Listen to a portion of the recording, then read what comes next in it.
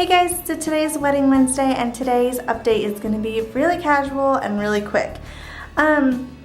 We really didn't do anything this week. We did meet with a DJ, which was our first DJ that we met with so far.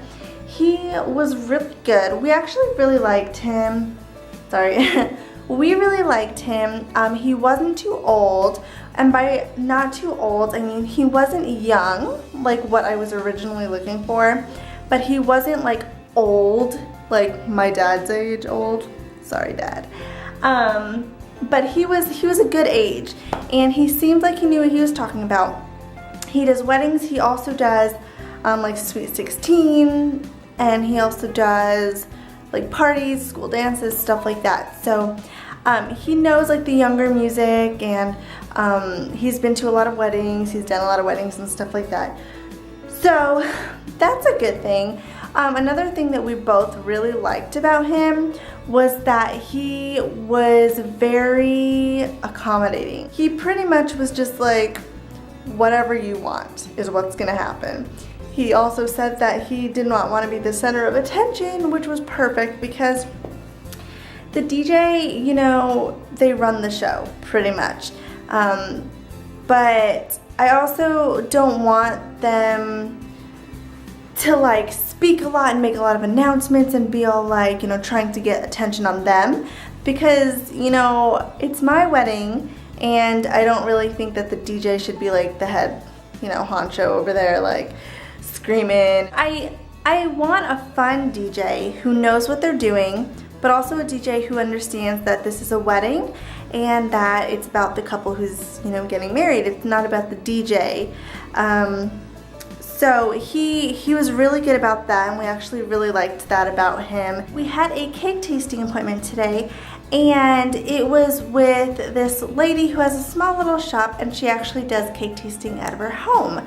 So we went to go see her, and the cake that we got to try a chocolate cake, a white cake, and then a yellow butter cake. All of them had white buttercream, and then the chocolate one had chocolate buttercream. And then we also got to try several fillings, which all the fillings were pretty much just flavored frostings. One thing is, I have never really seen like frosting inside of a wedding cake before. Maybe inside of a birthday cake if you're gonna do that, but never inside of a wedding cake. So I'm used to having like a fruit filling with some kind of cream, or like a pudding or custard, something like that. You know, that's kind of like traditional to me for a wedding. And so I noticed that none of the people that we've talked to about cake have mentioned fillings. So we actually have a follow-up appointment with our first favorite cake place on Friday. And I'm gonna have to ask them about fillings and if we could try them, because I completely forgot to even bring it up. So yeah, the fillings that we were given today, I really only liked one of them. I liked the Nutella buttercream kind of filling. That was my favorite. It was good, but it wasn't like elegant to me, you know? And so that was kind of like a downside. And then if you wanted another kind of filling, she said it would cost extra. If you wanted anything other than a chocolate, a butter cake, or a white cake, it would cost extra.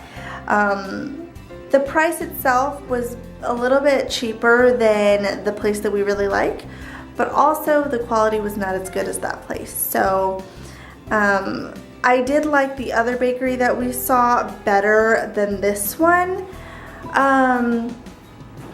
It was better, but this one's probably low on my list. We went to see this one lady at this bakery who also does desserts. Oh my gosh, you guys, they do pies, cookies, cake balls.